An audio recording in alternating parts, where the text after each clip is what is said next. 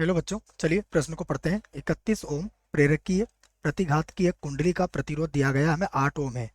इसे 25 ओम धारितीय प्रतिघात के संधारित्र से श्रृंखलाबद्ध जोड़ा गया है। इस संयोजन को 110 वोल्ट के प्रत्यावर्ती धारा स्रोत से जोड़ा गया है।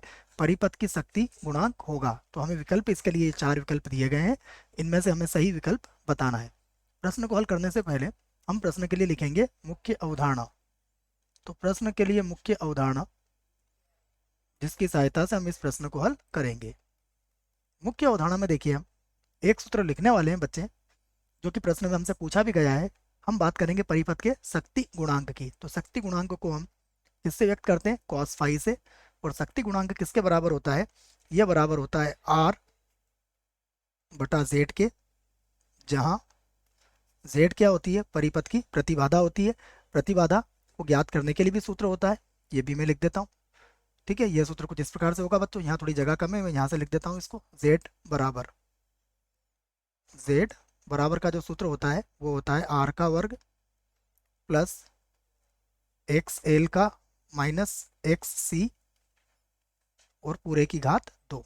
तो इस सूत्र का प्रयोग हम यहाँ पर करेंगे। सभी बातें मैंने यहाँ पर लिख दी है आपको, तो मैं इसको यहाँ से हटा देता हूँ। अब देखिए, जो प्रश्न ने कहा है उसको हम यहाँ से हल करते हैं।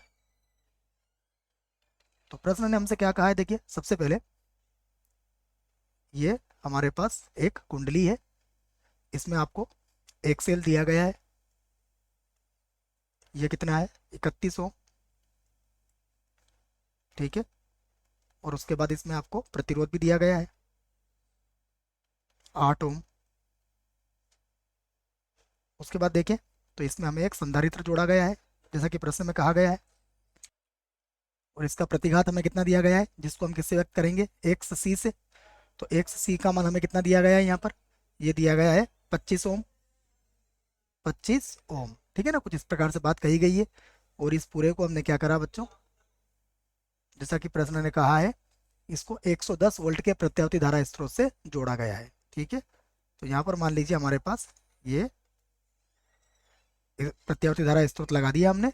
और यहाँ पर हमें कितना दिया गया है? ये 110 वोल्ट से इसको जोड़ा गया है। ठीक है, तो ये सारी बातें हैं जो प्रश्न से संबंधित हमने यहाँ पर लिख ली है। अब देखिए, एक बार हम ये भी लिख लेते हैं कि हमें क्या दिया है। जैसा कि हमने चित्र में देखा है उसको हम यहाँ पर लिख लेते हैं। देखो, तो हमें क्या क्या मान दिया गया है? सबसे पहले एक्सएल दिया गया है। ठीक है, ये क्या है? हमारे पास जो कुंडली है उसका प्रतिघात है बच्चों। तो ये एक्सएल बराबर कितना हो गया हमारे पास? ये हो गया 31 ओम। ठीक है, तो ये 31 ओम लिख दिया हमने। उसके बाद क्या दिया गया है हमें? आर बराबर भी दिया गया है। आर बराबर है 8 ओम। ठीक है, तो ये आर बराबर हो गया 8 ओम। और उसके बाद एक्स सी संधारित्र का प्रतिघात भी हमें दिया गया है। ये है हमारे पास कितना? 25 ओम। ठीक है, 25 और ये हो जाएगा ओम।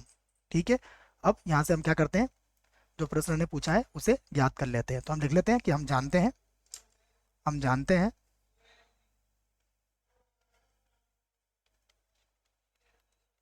हैं। ठीक है, क्या जानते हैं हम? हमसे जो पूछा गया है, ठीक है ना, परिपथ का शक्ति गुणांक। मैं लिख देता हूँ परिपथ का शक्ति गुणांक, यहाँ से लिख लेते हैं परिपथ का शक्ति गुणांक। ठीक है, तो परिपथ का शक्ति गुणांक जो होता है कॉस फाई बराबर क्या होगा? आर बटा जेड। तो यहाँ पर मान रख लेते हैं हम। तो देखिए, आर बराबर वर्गमूल के अंदर क्या होगा? आर का वर्ग प्लस एक्स एल का वर्ग माइनस एक्स सी का वर्ग। सॉरी बच्चों, वर्ग नहीं, एक्स सी। और पूरे की घात कितनी होती है? 2। तो केवल आपको सूत्र में ये मान रखना है। ठीक है ना, मैं बराबर का चिन्ह बच्चों यहाँ लगा देता हूँ और इसको थोड़ा सा बड़ा कर देते हैं।